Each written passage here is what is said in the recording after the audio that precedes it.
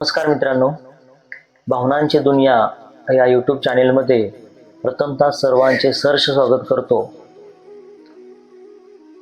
आज आहे 15 ऑगस्ट आणि 15 ऑगस्ट निमित्त सर्वांना माझ्याकडून खूप खूप शुभेच्छा. भारत देशाला स्वातंत्र्य मिळून खूप वर्ष झालीच, परंतु आपण एका अशा पारतंत्र्यात जगतोय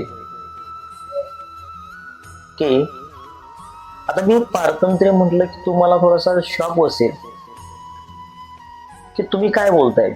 भारत देश स्वातंत्र्य झालाय, आम्ही आनंदाने जगतोय सुद्धा, पूर्ण स्वातंत्र्य मिळालंय, लोकशाही आहे, आपण आपल्या मनासारखं जगतोय, मान्य आहे, मला हे सगळं मान्य आहे तुमचं. भारत देश स्वातंत्र्य झालाय मित्रांनो, पण माझ्या काही बांधवांना अजूनही ते पारतंत्र्यच आहे.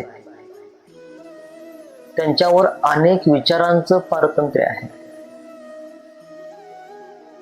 तुम्ही कधी विचार केला मित्रांनो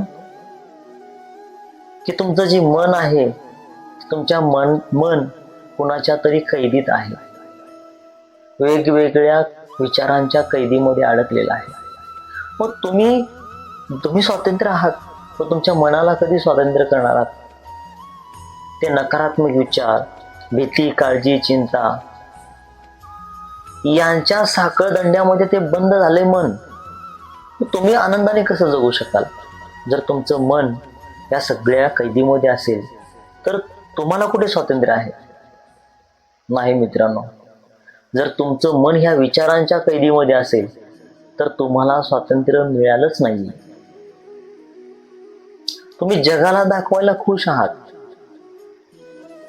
तुम्ही जगाला दाखवण्यासाठी खूप खुश आहात.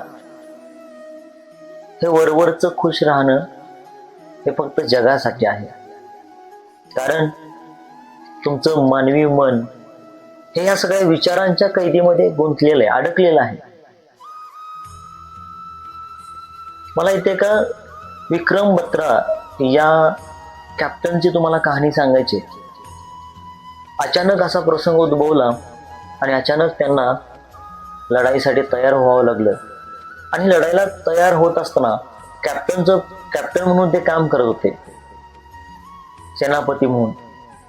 आणि ऍक्च्युली त्यांना त्यावेळेस असा निर्णय घ्यावा लागला की आता आपल्याला गोळीबार लगेच करावा लागेल. समोरच्या सैन्यामधून त्यांच्यावर ते बॉम्ब हल्ले होत होते, गोळीबार होत होता. पण तशाही परिस्थितीमध्ये ते तसल्या डोंगरामधून ऊन, वारा, पाऊस या सगळ्या संकटांना तोंड देत ते कॅप्टन पुढे जात होते.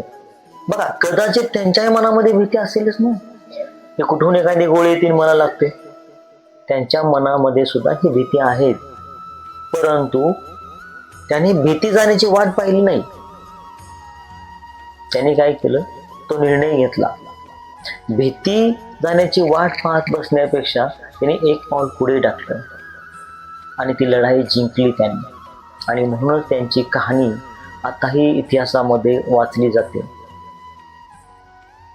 कारण तुम्हाला स्वातंत्र्य मिळालंय, पण तुमच्या मनाला स्वातंत्र्य अजूनही मिळालेलं नाही. आणि ते स्वातंत्र्य हिरावून घेतलंय ते तुमच्या मध्ये असलेल्या विचारांनी. जर तुम्हाला पुढे जायचं असेल तर तुमची काळजी, चिंता, भीती, नकारात्मक विचार यांना घालवण्याची वाट पाहू नका.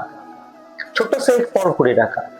मी म्हणणार नाही की तुमचं अगदीच हा व्हिडिओ पाहिल्यानंतर तुमचं आयुष्य बदललं पाहिजे किंवा सगळंच आयुष्य तुम्ही एकदमच बदला.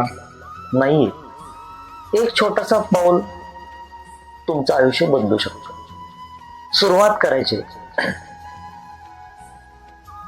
आपण म्हणतो ना की अभी नाही तो कभी नाही. मित्रांनो, आताच नाही तर कधीच नाही. मग तुम्ही कधी विचार करणार आहात?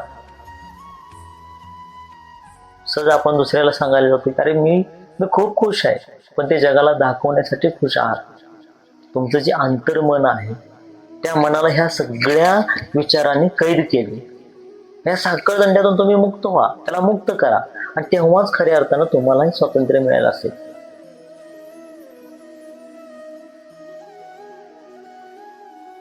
जिंकतो तोच ज्याला भीती वाटत नाही. जिंकणारा कोण असतो? जिंकणारा तोच ज्याला भीती वाटत नाही. परंतु भीती घालवण्याची जो वाट पाहत बसतो तो कधी जिंकत नाही. एक छोटस पाऊल टाकतो तो जिंकतो. भीती प्रत्येकाला असते, प्रत्येक जण भीती घालवण्याची वाट बघत बसले किंवा नकारात्मक विचार घालवण्याची वाट बघत बसण्यापेक्षा तुम्ही सकारात्मक विचार करा. नक्कीच तुम्ही तुमचं आयुष्य सुंदर बनवू शकता.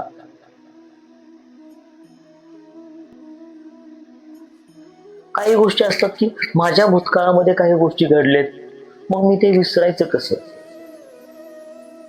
कसं विसरायचं हा प्रश्न बऱ्याच वेळा आपल्याला पडतो की नाही, मला ते विसरणं पॉसिबल नाहीये, इम्पॉसिबल आहे, मी विसरू शकत नाहीये. विसरू शकता मित्रांनो.